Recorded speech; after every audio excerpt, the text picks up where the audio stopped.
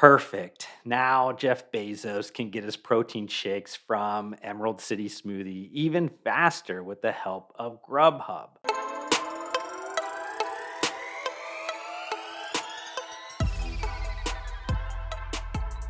I mean, have you guys seen Jeff Bezos lately? It looks like he's definitely replaced all of that stress from being the Amazon CEO with hitting the gym. Probably being new buds with The Rock doesn't hurt either. Enough with the jokes though. What does Jeff Bezos, a Seattle based smoothie bar, supplement store, and Grubhub have to do with each other? Well, on July 6, 2022, Grubhub and Amazon announced they had entered into a strategic partnership.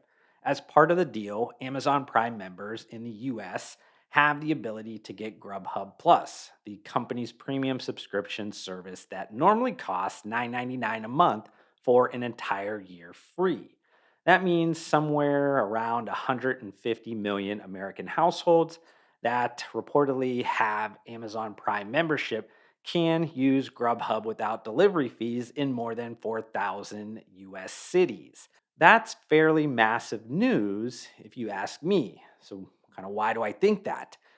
I'm going to be honest here and say that I've never placed an order on Grubhub. Heck, I haven't even downloaded the Grubhub app. So it hasn't even entered into my restaurant delivery consideration set. Now, with this new Amazon deal, it certainly will for me, and I'm definitely not a special snowflake, so it's going to do the same thing for many others. And that's the magnificence of this deal. We can already see this happening with Grubhub's mobile app shooting up the rankings in the United States. Along with the obvious near term Amazon Prime benefit, the deal included warrants that give Amazon the right to buy a 2% stake in Grubhub. And then, based on meeting some certain performance metrics, mainly bringing Grubhub more customers, which should be quite easy for Amazon, it will have the right to buy another 13% stake in Grubhub. So let's kind of talk about why each party entered into this strategic partnership. I'll start with Grubhub because that one is pretty easy and kind of simple for me to explain to you guys. According to recent Bloomberg second measure data, Grubhub has 13% of the US meal delivery consumer spending as of May 2022. That would put them in third place behind DoorDash, that has close to 60% of the market, and Uber Eats, that controls just over a quarter of the meal delivery market share.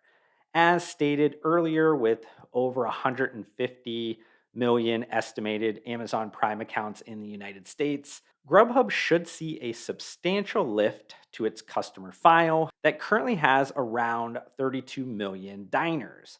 Food delivery is almost entirely a commodity business, and if Grubhub can offer a better price to consumers that's subsidized by one of the largest companies in the world, it's likely that many customers will switch providers.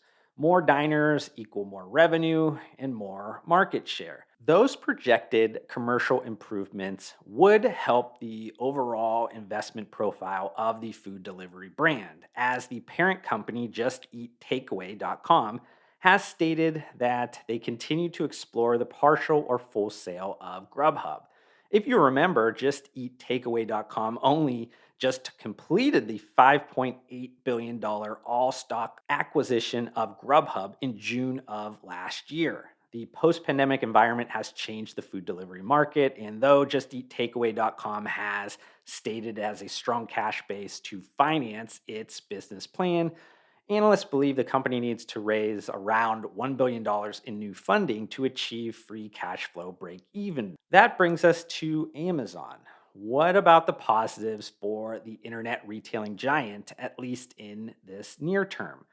For my longtime Amazon Prime members, you likely remember that Amazon had been in the US food delivery business before with Amazon restaurants. The service was launched in fall of 2015. It lasted about 4 years because it lacked sufficient restaurant supply. In June of 2019, Amazon said it made the decision to exit restaurant deliveries to focus more on its growing grocery delivery business. Since Grubhub is a subsidiary of JustEatTakeaway.com, it's hard to calculate how much this stake is actually worth, but it's likely a key reason why Amazon agreed to the deal and is an inexpensive way for them to resume US restaurant delivery. In typical Amazon fashion, they are known to acquire warrants to buy stock in companies, prodding these partners to support the online retailer's business without putting up money for a total acquisition. It's important to note that Amazon also owns a 16% stake in the UK food delivery brand Deliveroo, which is a competitor to Just Eat Takeaway's European business. For the final part of this content, I want to kind of assume this strategic partnership goes extremely well between Amazon and Grubhub to the point that Amazon does exercise those warrants to reach 15% ownership and then actually begins considering the acquisition of the entire Grubhub asset.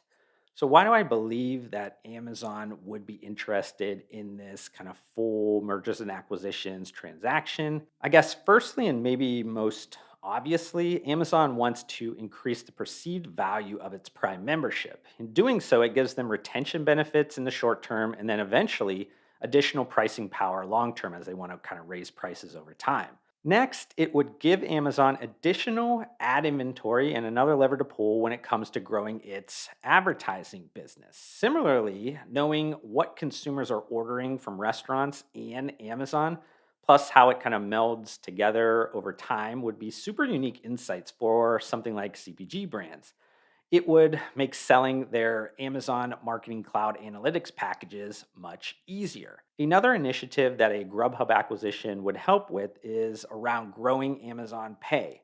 Amazon would now have relationships with about 320,000 restaurant partners. I also think order density is important here in the long run. If you can add food delivery items to your Amazon quick deliveries, it could improve those instant needs unit economics. Along those lines, Amazon is obviously a master of logistics, so it instantly helps routing for Grubhub.